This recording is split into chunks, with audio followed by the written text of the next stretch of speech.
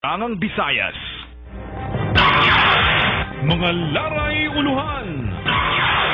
Pantawid pasada cards pwede na magamitan at tinikangan yana kaadlaw. Presensyahan mga sundalo hausangan tayaw nga lugar ang MacArthur Leyte, iging kalipay hantira. Pira nga serbisyo ang gobyerno, iging paabot ng mga mulupyuhan barangay. Mayor Leriahan MacArthur Leyte, suportado ang GIO sa sundalo pagpuy-puyhan rebelding NPA Hairamugto. Nagpapatrol Jeron Ponferrada. Kung nabungtuhan tungangan karigara may ada nagpakabantay nga sundalo, habarangay lanawan ha MacArthur Leyte diri la mga sundalo. Pati ang Special Forces ang Philippine Army inaadto para magbantayan seguridad.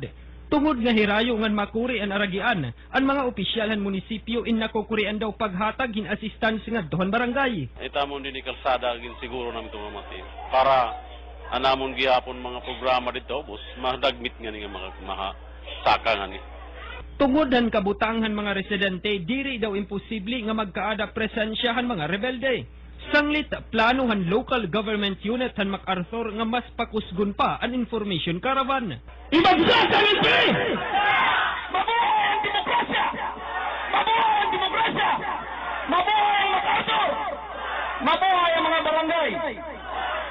Ginpasabutan alkalde nga suportadohan LGU ang mga sundalo para pagsurapohan insurensiya ha era lugar.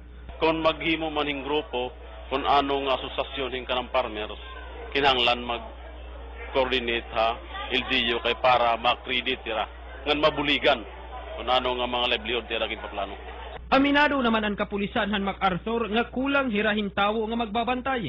Sanglit kaud gandaw ha ira inhabungto na la gina-assign. Kulang gud kami pero pinaagi hito nga monthly meeting or mga kadagmitan bang ipapatawag ko.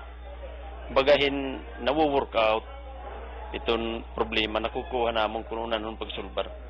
Ipinaagi dawhan mga barangay officials inmas napapadali ang ira komunikasyon ngadtohan mga residente. Natawag ako permanentihin monthly nga meeting nga era to bring itong mga programs sa PNP government para makasabot nga para lot namon makuha kung ano nga mga impormasyon nga sadang mahataga amon tikang din itira mga barangay.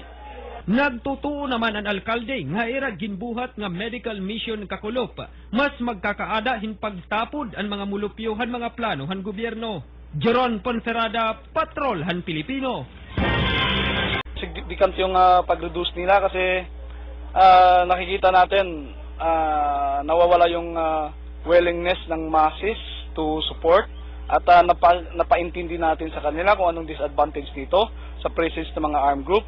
And the armed group itself, talagang nakikita natin, nagbabawas na sila because other member naglalaylo status na. Nandito yung special forces to address kung anong problema nila at ipapaabot natin yan sa ating pamahalaan through IPSP program.